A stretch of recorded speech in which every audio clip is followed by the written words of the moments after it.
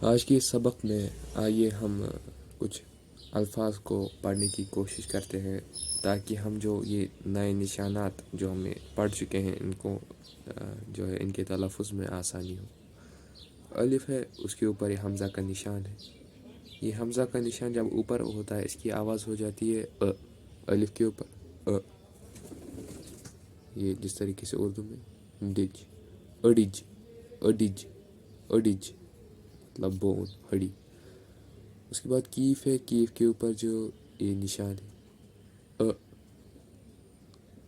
اس کے بعد ہے، غور کیجیے گا، کچ، کچ، کیف، اس کے اوپر یہ حمزہ کا نشان، کمس، کمس، کمس، اڈج، اڈج، اڈج، کچ، کچ، کمس، کمس،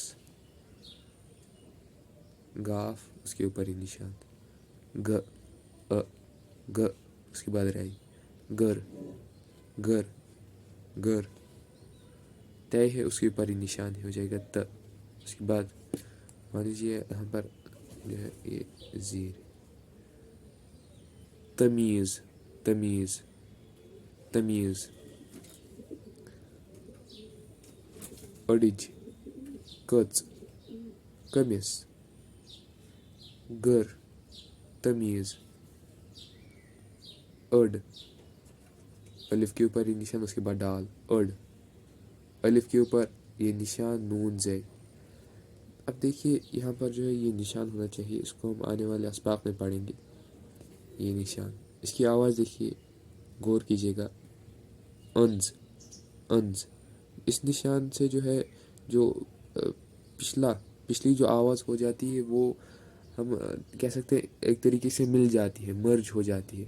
لہذا اگر یہ نہ ہوتا ہم اس کو شاید پڑھتے انز، لیکن یہ ہے، اب دیکھیے جیسے مل چکی ہے اس آواز کے ساتھ، انز، انز، انز۔ ویسے ہم پڑھتے انز، لیکن انز، کیونکہ یہ ہے انز۔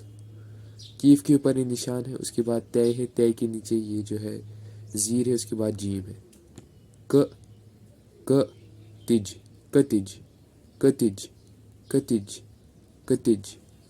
اب کتج مانے جو یہ ابابیل ہوتا ہے، چڑیا کے جیسا ہی ہوتا ہے ایک پرندہ جس کو انگلش میں سوالو کہتے ہیں۔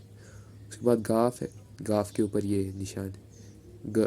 اس کے بعد دیکھیے ژ دو چشم، څ، لیکن اس کے ژ دو چشم کے نیچے جو ہے یہ زیر ہے، ہو جائے گا څ، څ۔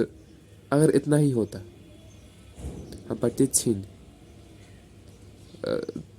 دیکھیے ہم اس کو ایک ساتھ کیسے پڑھیں گے، گچھن، گچھن، گچھن، گچھن، گچھن، گچھن، گچھن۔ زمین، زمین، زمین۔ اب دیکھیے اب ہم جو ہے یہ پڑھنے کی کوشش کرتے ہیں۔ یہ جو ہے ایک کہاوت ہے، یہ اکثر بولی جاتی ہے کشمیری میں، یہ ہے